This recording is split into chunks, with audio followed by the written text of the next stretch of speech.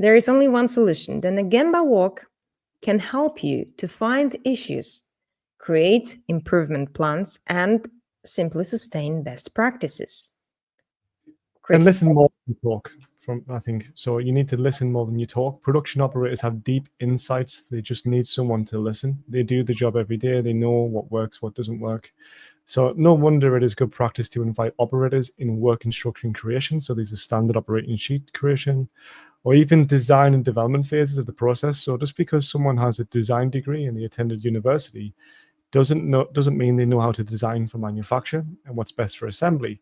And sometimes that input from the operators, the people who are going to do the work, it's important that a design engineer understands how difficult something is to assemble, how hard it is to fit together, if the operator needs special lubricants or greases to help them do the job. These are all things that are critical to the success of the operation, and that's why we should invite the operators.